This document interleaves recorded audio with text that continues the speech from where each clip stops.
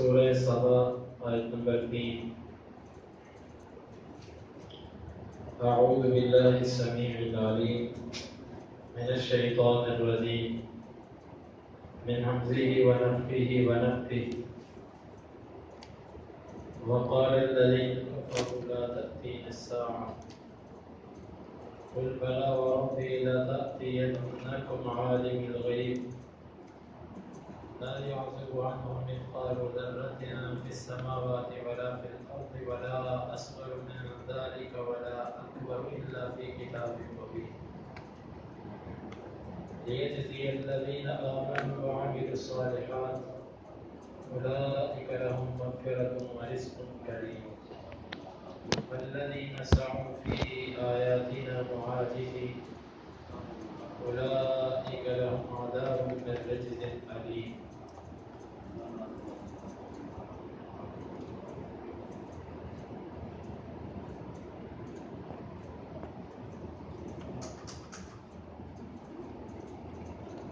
ويرى الذين أوتوا العلم الذي أنزل إليك من ربك هو الحق ويهدي إلى صراط العزيز الحميد. وقال والكفر الذين كفروا جنہوں نے کفر کیا لا نہیں تأتینا ہمارے پاس آئے گی الساعہ قیامت. قل آپ کہہ دیجئے بلا کیوں نہیں وربی میرے رب کی قسم لتأتینکم البتہ ضرور بالضرور آئے گی تمہارے پاس عالم الغیب جاننے والا ہے وہ غیب کا لا یعزب نہیں چھپ سکتی عنہ اس سے مثقال برابر ذرۃ ذرہ کے فی السماوات آسمانوں میں ولا اور نہ فی الارض زمین میں ولا اور نہ اصغر چھوٹا من سے ذالک اس ولا اور نہ اکبر بڑا الا مگر فی میں کتاب مبین واضح. لیجزیہ لام کا مطلب تھا کہ یجزیہ و جزا دے الذین ان لوگوں کو آمنوا جو ایمان لائے وعملوا اور انہوں نے عمل کیے الصالحات نیک اولئک یہی لوگ لهم ان کے لیے مغفرت معافی ہے ورزق اور رزق ہے کریم معزز. والذین اور وہ لوگ سعوا جنہوں نے کوشش کی فی میں آیاتنا ہماری آیات معاجزین عاجز کرنے کی اولئک یہی لوگ لهم ان کے لیے عذاب ہے من سے رجز سزا علیم دردناک. ویرا اور دیکھتے ہیں الذین وہ لوگ اوتوا جو دیے گئے العلم علم الذی جو انزل نازل کیا گیا الیک آپ کی طرف من سے ربک آپ کے رب ہوا وہی الحق حق ہے ویہدی اور وہ رہنمائی کرتا ہے الی کی طرف صراط رستہ العزیز غالب الحمید تعریف کیا. وقال الذین کفروا لا تأتینا الساعة اور کہا کافروں نے کہ نہیں آئے گی ہمارے پاس قیامت. قل بلا وربی لتأتینکم آپ کہہ دو کیوں نہیں میرے رب کی قسم وہ ضرور بھی ضرور آئے گی تمہارے پاس. عالم الغیب وہ غیب کو جاننے والا ہے لا يعزب عنه مثقال ذرة في السماوات ولا في الأرض نہیں چھپ سکتی اس سے ذرہ برابر کوئی بھی چیز نہ آسمانوں میں اور نہ زمین میں ولا اصغر من ذلك ولا اکبر اور نہ اس ذرے سے چھوٹی کوئی چھپ سکتی ہے اور نہ کوئی بڑی چیز الا فی کتاب مبین مگر یہ واضح کتاب میں ہے. لیجزی الذین آمنوا وعملوا الصالحات تاکہ وہ بدلہ دے ایمان والوں کو اور نیک عمل کرنے والوں کو. اولئک لهم مغفرۃ ورزق کریم یہی لوگ ان کے لیے معافی ہے اور معزز رزق ہے. والذین سعوا فی آیاتنا اور وہ لوگ جنہوں نے کوشش کی ہماری آیتوں میں معاجزین عاجزی پیدا کرنے کی اولئک لهم عذاب من رجز علیم، یہی لوگ ہیں ان کے لیے عذاب ہے دردناک۔ وَيَرَى الَّذِينَ أُوتُوا الْعِلْمَ، اور آپ دیکھتے ہیں وہ لوگ جو علم دیے گئے، الذی وہ علم انزل الیک جو آپ کی طرف نازل کیا گیا، من ربک آپ کے رب کی طرف سے، هو الحق وہی حق ہے، ویہدی اور وہ رہنمائی کرتا ہے، الی صراط العزیز الحمید غالب تعریف کیے ہوئے کے رستے کی طرف۔ کافر لوگوں نے قسمیں اٹھا کر کہا کہ قیامت نہیں آئے گی۔ بلاغت کا اور تکلم اور کلام کا یہ اسلوب ہوتا ہے کہ جیسا مخاطب ہو، جیسا سامنے اور سننے والا ہو، اس کی ذہنیت کے مطابق، اس کی عقل کے مطابق اسی طرح کی گفتگو کی جاتی ہے۔ چونکہ مخاطب نے قسم اٹھا کر بڑے یقین اور پختگی سے کہا تھا کہ ہرگز ہمارے پاس قیامت نہیں آئے گی، اللہ رب العزت نے اس کے جواب میں اسی طرح تاکید لگا کر کہا بلا وربی لتأتینہ، کیوں نہیں میرے رب کی قسم ضرور بھی ضرور آئے گی۔ تاکیدیں، قسمیں، یہ یہاں پر در حقیقت ان کی اس قسم کا جواب ہے جو دوسرے مقام پہ انہوں نے قسم اٹھا کے کہا تھا کہ ہمارے پاس قیامت نہیں آئے گی، اور اللہ رب العزت نے فرمایا کہ یہ ضرور بھی ضرور تمہارے پاس آئے گی۔ عالم الغیب، وہ غیب کو جاننے والا ہے۔ یہ جملہ یہاں پر کیوں بولا؟ حقیقت اللہ تعالیٰ کو معلوم ہے، بظاہر یہ معلوم ہوتا ہے کہ یہ بتلانے کے لیے کہ غیب کا علم، اس نے قیامت کے علم کا تعلق غیب کے ساتھ ہے، اور غیب کا علم صرف اور صرف اللہ رب العزت کے پاس ہے۔ اس نے کسی کو نہیں بتایا کہ وہ کب آئے گی، اس نے وہ علم صرف اپنے پاس مخفی رکھا ہوا ہے۔ عالم الغیب، وہ غیب کا جاننے والا ہے۔ لا يعزب عنه مثقال ذرة في السماوات ولا في الأرض، اور قیامت کے دن اور یہاں پر بھی کوئی اللہ سے بچ نہیں سکتا۔ کوئی یہ سمجھتا ہو کہ وہ قیامت کے دن اللہ سے بچ جائے گا، یا اس کا کوئی عمل اللہ سے مخفی رہ جائے گا، یا اس کی کوئی چیز نعوذ باللہ اللہ کو یاد نہیں رہے گی، ایسا نہیں ہو سکتا۔ کیوں نہیں ہو سکتا؟ اس لیے نہیں ہو سکتا کہ زمین و آسمان کے اندر اگر کوئی ذرہ برابر کی چیز ہے نا، اللہ کے وہ علم ہے۔ یہاں پر رد ہے ان گمراہ فرقوں پر کہ جو یہ کہتے ہیں کہ اللہ رب العزت کلیات کا علم تو اس کے پاس ہے، جزیات کا علم اس کے پاس نہیں۔ یہ فلاسفہ، یہ گمراہ قسم کے لوگ، فلسفی، ان کا یہ نظریہ ہے کہ اللہ مدرک الکلیات ہے، مدرک الجزیات نہیں ہے۔ یہ گمراہ عقیدہ ہے ان کا، اور اسلام نے ہمیں ایٹم کا تصور اس وقت دیا کہ جس وقت کائنات کو پتہ بھی نہیں تھا کہ ایٹم کس کو کہتے ہیں، ذرہ کس کو کہتے ہیں۔ عربی زبان کے اندر ذرے کا مفہوم سمجھنے کے لیے، آپ کے ذہنوں کے قریب کرنے کے لیے میں ایک تفصیل دیتا ہوں، مگر عربی زبان کے بہت سارے الفاظ ایسے ہیں کہ ہماری اردو زبان کیا اور زبانیں بھی اس کا معنی کما حق ادا کرنے سے قاصر ہے۔ اب ذرہ، دھوپ ہو باہر، کمرے کے اندر ایک روشن دان، اس روشن دان سے دھوپ اندر آتی ہو، اس دھوپ کے اندر آپ کو جو چھوٹے چھوٹے ذرات جو دکھائی دیتے ہیں نا، اس ایک ذرے کو، ایک حصے کو ذرہ کہا جاتا ہے۔ یہ آپ کے ذہنوں کے قریب کرنے کے لیے میں نے اس کے ساتھ اس کو تفصیل دے دی۔ اللہ رب العزت کہتے ہیں اتنا ذرہ جو تمہیں سخت سورج کی دھوپ کے سوا نظر بھی نہیں آ سکتا،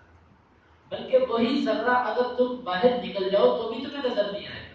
باہر دھوپ کے اندر کھڑے ہو تو سورج کے اندر آپ کو ذرہ نظر نہیں آئے گا،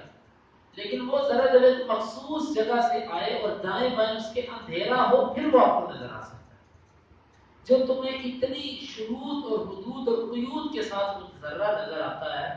اللہ رب العزت سے اس ذرے کے برابر بھی کوئی عمل مخفی نہیں ہمارا۔ بھائیو، حقیقت میں یہ آیت بہت، اللہ تعالیٰ ہمارے دلوں کے اندر اپنا خوف اور اپنی محبت دونوں چیزیں ڈال دیں۔ سچی بات یہ ہے کہ یہ آیت ہمیں ایک دفعہ ہلا دینے والی آیت ہے کہ اللہ تعالیٰ سے جب ذرہ بھی کوئی مخفی نہیں تو میرے اعمال اللہ رب العزت سے کیسے چھپ سکتے ہیں؟ میرے اعمال تو ذرہ نہیں ہیں۔ اور پھر ولا اصغر من ذلک، اور ذرہ تو ہے ہی، اس سے چھوٹی چیز بھی اگر کوئی ہے ولا اکبر، اور نہ اس سے کوئی بڑی چیز اللہ تعالیٰ کے علم میں ہونا تو ہے ہی، اللہ سے مخفی تو رہ نہیں سکتی کوئی چیز، فی کتاب مبین، صرف اتنا ہی نہیں کہ اللہ تعالیٰ سے وہ چھپی ہوئی نہیں ہے، بلکہ اللہ تعالیٰ نے اس کو کتاب مبین میں لکھا ہوا ہے۔ کتاب مبین یہ لوح محفوظ ہے، اس میں اشارہ کس چیز کی طرف ہے؟ اشارہ اس چیز کی طرف ہے کہ تم یہ سمجھتے ہو کہ جو تم نے اعمال کیے ہیں وہ ہمارے سے مخفی رہیں گے، اور تمہیں اتنا ہی معلوم نہیں کہ تمہارے اعمال ہم سے مخفی نہیں، بلکہ جب تم نے اعمال نہیں کیے تھے تب بھی ہم نے لوح محفوظ میں لکھا ہوا تھا کہ تم نے یہ کرنا ہے۔ جس ہستی کا علم اتنا وسیع ہے کہ تم نے عمل کیا بھی نہیں اور اس نے لوح محفوظ کے اندر اس کو لکھ دیا ہوا ہے، کیا اس سے تمہارا عمل مخفی رہ جائے؟ اس سے تم کوئی چیز چھپا سکتے ہو؟ کبھی بھی ایسا نہیں ہو سکتا۔ یہ آیات اللہ رب العزت کی وسعت، اس کے علم، اس کی قدرت اور اس کی طاقت، ان چیزوں پر دلالت کر رہی ہے۔ الا فی کتاب مبین، مگر وہ سب کا سب اللہ رب العزت نے لوح محفوظ کے اندر لکھا۔ لیجزی الذین آمنوا وعملوا الصالحات، یا بعض مفسرین نے اس آیت کو اس چیز سے بھی لگایا کہ مشرکین مکہ یہ کہا کرتے تھے کہ جو ہڈیاں بسیدہ ہو جائیں گی، یہ مٹی کے ذرے بن جائیں گے، ایک عام مٹی کے ذرے میں اور ہماری ہڈی جب بسیدہ ہو کر مٹی بن جاتی ہے تو دونوں میں فرق ہو ہی نہیں سکتا۔ اسی لیے بات ہوگی، کہتے ہیں نا اتنی انسانیت بہت ہوئی ہے کہ شاید کہ یہ ہمارے گھروں کی جو اینٹیں بھی ہیں نا، یہ بھی شاید لوگوں کی گوشت اور کی ہڈیوں سے بنی۔ خیر یہ لوگوں کی بات ہے، ہم کہتے ہیں ممکن ہے، ممکن ہے تمہاری یہ بات ممکن ہے، ٹھیک ہو، ممکن ہے غلط ہو، لیکن سوال یہ ہے کہ تم تو دیکھ کر فرق نہیں کر سکتے کہ اس میں سے مٹی کون سی ہے اور ہماری ہڈی کون سی ہے جو مٹی بن گئی ہوئی ہے، دو ذروں میں تم فرق نہیں کر سکتے، لیکن اللہ رب العزت نے فرمایا کہ یہ اس اللہ سے کچھ مشکل نہیں کہ جس سے کائنات کے اندر کوئی ذرہ بھی مخفی نہیں، وہ ذرے ذرے کو جانتا کہ یہ ذرہ کہاں سے بنا ہے، جو اتنا مخفی باریک قسم کا علم رکھتا ہے، کیا وہ تمہاری ہڈیوں والی مٹی کو اور دوسری مٹی کو آپس سے جدا نہیں کر سکتا؟ یقیناً کر سکتا ہے۔ قیامت کے دن اللہ تعالیٰ کیوں اٹھائے گا؟ اب اس کی وجہ بتائیں۔ قیامت کا واقع ہونا اس لیے ضروری ہے کہ لیجزی الذین آمنوا وعملوا الصالحات، کہ اللہ ایمان والوں کو اور نیک عمل کرنے والوں کو اس کا بدلہ دے۔ اگر ایک انسان دنیا کے اندر نیکی کرتا رہے اور دوسرا دنیا کے اندر موج مستی عیاشی کرتا رہے اور اللہ تعالیٰ دونوں کو نہ پوچھے، ظلم کرنے والے کو اللہ بالکل نہ پوچھے اور محنت کرنے والے کو اللہ کچھ بھی نہ دے، یہ تو پھر انصاف نہیں ہے۔ ہمارا رب کا بظلام للعبید، اور تمہارا رب اپنے بندوں کے ساتھ ظلم کرنے والا نہیں ہے۔ ایک بندے نے زندگی میں پھونک پھونک کے قدم رکھا، سوچ سمجھ کے اس نے ساری زندگی گزاری کہ میرا رب میرے سے ناراض نہ ہو جائے، اور ایک بندہ موج مستی میں زندگی گزارتا رہا، اللہ کے یہ دونوں برابر کیسے ہو سکتے؟ دنیا داروں کی نظر میں یہ دو برابر نہیں ہیں، تو اللہ کی نظر میں یہ دونوں برابر کیسے ہو سکتے؟ اس لیے اللہ تعالیٰ نے ایک ایسا دن رکھا ہے کہ جس میں اس نے مرنے کے بعد تمہیں اٹھانا ہی اٹھانا ہے، اس میں نیک عمل کرنے والے کو اس کی جزا ملے گی اور برے عمل کرنے والے کو اس کی جزا ملے گی، دونوں کو برابر برابر اجر ملے گا۔ اولئک لہم مغفرۃ ورزق کریم، یہ لوگ ہیں کہ جن کے لیے مغفرت ہے، مغفرت، نیک عمل کیے اور ایمان لائے، چھوٹی موٹی غلطیاں اللہ ویسے معاف کر دے گا۔ یہ اس کا یہ بھی مطلب ہے کہ انسان کے نیک اعمال اور اس کی ایمان، یہ دونوں مل کر بھی انسان کے اوپر جو اللہ کی نعمتیں ہیں اس کا شکریہ ادا نہیں کر سکتے۔ تو جب شکریہ پورا ادا نہ ہوا تو اللہ کا قرض تو ہمارے ذمہ باقی رہا، لیکن اللہ تعالیٰ فرماتے ہیں اولئک لہم مغفرۃ، ان کو میں نے معاف کر دیا، اپنا حق چھوڑ دیا میں نے ان سے، ان کے لیے معافی ہے، ورزق کریم، اور معزز رزق، اس سے مراد جنت کے پھل ہیں، جنت کے اندر رہنا ہے۔ والذین سعوا فی آیاتنا معاجزین، اب تصویر کا دوسرا رخ، یہ تو تھے ایمان والے اور وہ لوگ جنہوں نے کوششیں کی ہماری آیتوں میں عاجزی پیدا کرنے کی، نیچا دکھانے کی، ساری زندگی وہ قرآن کی باتوں کو نعوذ باللہ غلط ثابت کرنے پر لگے ہیں، یہ ساری زندگی وہ قرآن کی باتوں کا مذاق اڑاتے ہیں، اللہ اور اس کے رسول کی باتوں کو وہ ہلکا سمجھتے رہے، ساری زندگی ان کی یہ کوشش رہی۔ اللہ کی آیتوں کو عاجز کرنے کی کئی صورتیں ہیں، قرآن کی تعلیم کو معاشرے سے ختم کرنے کی کوشش کرتے ہیں، ختم کر دو قرآن کی تعلیم کو، قرآن کی مجلسیں، قرآن پڑھنے کی کلاسیں، ان پر پابندیاں لگانا، ان کو ختم کرنا، ان کو نصاب سے نکال دینا، اللہ کی عاجز کرنے کی صورتیں ہیں۔ اور اسی طرح ایسی تحقیقات کرنے کی کوشش کرنا جو در حقیقت تحقیق نہیں ہے، لیکن تحقیق کا لفظ بول کے یہ کہنا کہ قرآن کی کوئی بات غلط نعوذ باللہ اور یہ بات صحیح ہے، یا ویسے قرآن کی مخالفت کرنا، کھلے لفظوں میں اس کی مخالفت کر کے اس کو جھوٹا ثابت کرنے کی کوشش کرنا، اس کے مقابلے میں آ جانا، یہ سب کی سب قرآن آیات کو عاجز کرنے کی کوششیں ہیں۔ اللہ تعالیٰ فرماتے ہیں جس نے یہ کوشش کی ہماری آیتوں کو عاجز کرنے کی، اس کو نیچا دکھانے کی، جس نے یہ کوشش کی اس کے لیے کیا ہوگا؟ اس کے لیے اللہ تعالیٰ نے دردناک عذاب تیار کر رکھا، بدترین عذاب اس کو ملے گا، اور وہ عذاب دردناک ہوگا۔ اللہ کی آیتوں پر عمل نہ کرنا یہ بھی اللہ کی آیتوں کو نیچا کرنے کی ایک صورت ہے۔ جب کوئی بندہ عمل ہی نہیں کرے گا تو اللہ کی آیتوں کو تو خود نیچے ہو گئی۔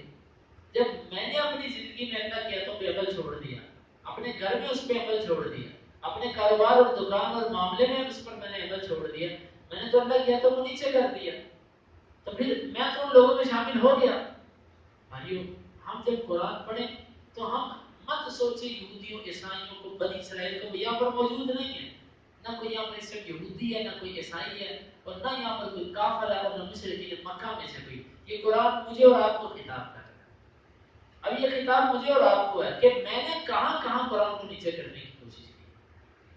مجھے یہ دیکھنا ہے۔ وَيَرَى الَّذِينَ أُوتُوا الْعِلْمَ الَّذِي أُنزِلَ إِلَيْكَ مِن رَّبِّكَ هُوَ الْحَقُّ، اور دیکھتے ہیں وہ لوگ جو علم دیے گئے، وہ علم جو آپ کی طرف نازل کیا گیا آپ کے رب کی طرف سے، وہ حق ہے۔ اوتوا العلم، اس سے اہل کتاب مراد ہے، یہودی اور عیسائی، یہ دیکھتے ہیں آپ کو کہ آپ کو جو علم دیا گیا نا وہ حق ہے۔ ان یہودیوں کو بالکل پتا تھا کہ یہ قرآن حق ہے، محمد صلی اللہ علیہ وسلم حق ہے۔ جس طرح کے تاریخ کے اندر آتا ہے نا، ہماری ماں صفیہ بنت حیی رضی اللہ عنہ، یہ معروف یہودی حیی بن اخطب اس کی بیٹی تھی، اور یہ کہتی ہیں کہ جب نبی صلی اللہ علیہ وسلم مدینہ تشریف لائے تو میرا باپ اور میرا چچا ابو یاسر، یہ دونوں گئے نبی صلی اللہ علیہ وسلم کو دیکھنے کے لیے کہ ہم دیکھ کر آئیں کہ کیا یہ کوئی نبی ہے کہ کوئی اور ہے۔ وہ کہتی ہیں کہ میرے سے بڑی محبت کرتے تھے، جب باہر سے آتے تو مجھے بڑے پیار سے ملتے، باپ تھے۔ اس دن جب میرا باپ واپس آیا رات کو تو میں دوڑی اپنے باپ کی طرف، تو انہوں نے مجھے کوئی خاص توجہ نہ کی میری طرف، اور پریشان تھکے ماندے، شکستہ دل، چہرے اترے ہوئے، رنگ بدلے ہوئے، متغیر، میرے چچا نے گھر آ کے پوچھا میرے باپ سے کیا یہ وہی ہے اس کا تورات میں ذکر ہے؟ وہ کہنے لگا ہاں وہی ہے۔ اس نے کہا پھر اب کیا ارادہ ہے؟ اس نے کہا مخالفت، جب تک زندہ رہیں گے ڈٹ کے مخالفت کریں گے۔ اس وجہ سے کہ یہ ہمارے میں سے کیوں نہیں آیا، یہ بنی اسماعیل میں سے کیوں آ گیا، بنی اسرائیل سے کیوں نہیں آیا۔ یہ یہودی، اللہ رب العزت نے یہاں پر بھی فرمایا کہ ان کو پتا ہے کہ یہ قرآن حق ہے، اور اللہ کی قسم آج بھی یہودی مانتا ہے، یہودی کا دل اس بات کی گواہی دیتا ہے۔ میں آپ کو اس کی ایک مثال پیش کرتا ہوں۔ نبی صلی اللہ علیہ وسلم نے فرمایا کہ قیامت کے قریب جب آخری وقت آئے گا نا تو مسلمان یہودی کو قتل کرے گا، حتیٰ کہ یہودی اگر کسی درخت کے پیچھے بھی چھپا ہوگا تو درخت بول کے کہے گا کہ اے مسلمان، یہ ایک یہودی میرے پیچھے چھپا ہوا تو اس کو آ کے قتل کر دے۔ آپ نے فرمایا الا الغرقد، جو غرقد درخت ہے نا جس کا نام غرقد ہے، آپ نے فرمایا یہ نہیں بولے گا، یہ اس کے پیچھے اگر یہودی چھپ جائے گا نا تو یہ نہیں بولے گا، نہیں بتائے گا، باقی ہر درخت بتا دے گا۔ آج دیکھو یہودی غرقد اتنا اگا رہے ہیں کہ وہ جب بھی درخت لگاتے ہیں غرقد لگاتے ہیں۔ بھائی کیوں لگا رہے ہیں؟ تمہاری تورات میں اس کا ذکر آیا، تمہاری انجیل میں اس کا ذکر ہے، زبور میں اس کا ذکر ہے، کہاں ذکر ہے اس کا؟ تمہارے نبی نے تمہیں کہا ہوگا خط لگاؤ، تم ہمارے نبی کے کہنے پر ان کو اتنا پتہ ہے کہ نبی کی بات ہے۔ دیکھو کیسے بدبخت ہیں، درخت لگا رہے ہیں کہ جو ہمارے بارے میں بولے گا نہیں کہ یہ یہودی میرے پیچھے چھپا ہوا۔ اتنا یقین ہے کہ ایسے ہونا ہے، لیکن کلمہ نہیں پڑھ رہے۔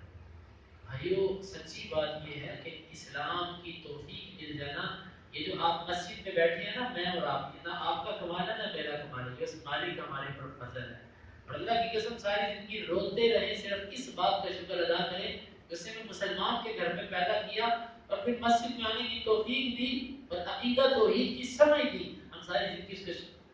شکر کا لفظ تو بہت بڑا ہے، بس حق نہیں ادا ہوگا یہ۔ اور پھر آگے بڑھیے، اور ان کا نبی صلی اللہ علیہ وسلم کی کتنی باتوں پر یقین ہے کہ اس دن میں دیکھ رہا تھا وہ بتلا رہے تھے کہ نبی صلی اللہ علیہ وسلم نے جس مقام کا ذکر کیا نا کہ جن اشارات کی طرف جدھر زیادہ اہل علم کے اشارے جاتے ہیں کہ دجال یہاں سے نکلے گا اور دجال یہاں سے اس کے ساتھی ہوں گے، اس کے لیے پوری تیاریاں کر رہے ہیں، اس کے لیے سونا جمع کر رہے ہیں، اس کے لیے ایئرپورٹ بنا، سب کچھ وہ اس لیے کر رہے ہیں کہ دجال آئے گا، دجال آئے گا اور ہم اس کے ساتھی بنیں گے۔ ان کو یہ بھی پتا ہے اور ان کو یہ بھی پتا ہے کہ ہمیں قتل کیا جانا ہے وہاں، لیکن بس یہ اللہ کی توفیق ہوتی ہے کہ اللہ جس کو چاہے اس کو توفیق دیتا ہے۔ جس کے دلوں میں حسد بغض عناد ہو، اللہ تعالیٰ اس کو کبھی ماننے کی توفیق نہیں دیتا۔ اس لیے کبھی بھی اپنے دل میں ضد نہیں رکھنی چاہیے کہ میں جس پر ہوں میں ٹھیک ہوں، یہ سوچ کبھی بھی بندہ نہ رکھے۔ یہ یہودیوں کے اندر یہی بیماری ہے کہ یہ اپنے آپ کو بہتر سمجھتے ہیں اور یہ اس بات کے لیے تیار نہیں کہ کوئی ان کی اصلاح کرے۔ کہتے ہیں ہم کامل ہیں، ہم اکمل ہیں، ہمیں ضرورت نہیں کسی سے اپنی اصلاح کروانے کی۔ اللہ رب العزت نے فرمایا کہ یہ یہودی جانتے ہیں کہ جو چیز آپ کی طرف نازل کی گئی وہی حق ہے۔ حتیٰ کہ عبداللہ بن سلام رضی اللہ عنہ جب آئے نبی صلی اللہ علیہ وسلم کا چہرہ دیکھ کے کہنے لگے یہ چہرہ جھوٹا ہو ہی نہیں سکتا، اور قرآن نے یہ ان کو کہا، قرآن نے کہا کہ یعرفونہ کما یعرفون ابناءہم، یہ نبی کو ایسے پہچانتے کہ جیسے یہ اپنے سکے بیٹوں کو پہچانتے۔ اتنا ان کو یقین ہے نبی کی ذات میں، اتنا ان کو پتہ کہ یہ وہی سچا نبی ہے، لیکن یہ ماننے کے لیے تیار نہیں ہوتے۔ وَيَهْدِي إِلَىٰ صِرَاطِ الْعَزِيزِ الْحَمِيدِ، اور وہ رہنمائی کرتا ہے قرآن اس رستے کی طرف جو کہ غالب اور تعریف کیے ہوئے کا رستہ ہے، یعنی اللہ رب العزت کا رستہ، وہ غالب بھی ہے، اس کا مقابلہ کر کے کوئی غالب نہیں آ سکتا، حمید تعریف کیا ہوا۔ تو ان آیات کے اندر اللہ رب العزت نے آخرت کا ذکر فرمایا اور آخرت کو نہ ماننے والوں کا بھی ذکر فرما دیا۔ اللہ رب العزت سے دعا ہے کہ اللہ تعالیٰ اس کے عمل کی توفیق عطا فرمائے۔ وقال الذین کفروا، اور کہا ان لوگوں نے جنہوں نے کفر کیا، لا تأتینا الساعۃ، نہیں آئے گی ہمارے پاس قیامت، قل بلی وربی، آپ کہہ دیجئے کیوں نہیں میرے رب کی قسم، لتأتینکم، البتہ وہ ضرور بھی ضرور آئے گی تمہارے پاس، عالم الغیب، وہ غیب کو جاننے والا ہے، لا یعزب عنہ، نہیں مخفی اس سے، مثقال ذرۃ، ذرہ برابر، فی السماوات، آسمانوں میں، ولا فی الارض، ورنہ زمین میں، ولا اصغر من ذلک، ورنہ زیادہ چھوٹی اس سے، ولا اکبر، ورنہ اس سے بڑی، الا فی کتاب مبین، مگر وہ لوح محفوظ میں ہے، لیجزی الذین آمنوا، تاکہ وہ بدلہ دے ان لوگوں کو جو ایمان لائے، وعملوا الصالحات، اور عمل کیے نیک، اولئک لهم مغفرۃ ورزق کریم، یہی لوگ ہیں ان کے لیے معافی ہے اور معزز رزق، والذین سعوا فی آیاتنا، اور وہ لوگ جنہوں نے کوشش کی ہماری آیات میں، معاجزین، عاجزی پیدا کرنے، اولئک لهم، یہی لوگ ہیں ان کے لیے، عذاب من رجز علیم، عذاب ہے دردناک، وَيَرَى الَّذِينَ، العلم جو علم دیے گئے الذي وہ جو انزل الیک جو نازل کیا گیا آپ کی طرف من ربک آپ کے رب کی طرف سے هو الحق وہ حق ہے ویہدی اور رہنمائی کرتا ہے الہ کی طرف صراط العزیز غالب کے رستے کی طرف الحمید جو کہ تعریف کیا گیا ہے اللهم انفعنا بما علمتنا وعلمنا ما ينفعنا وزدنا علما اللهم اقسم لنا من خشيتك ما يحول بيننا وبين معاصيك ومن طاعتك ما تبلغنا به جنتك ومن اليقين ما تهون به علينا مصائب الدنيا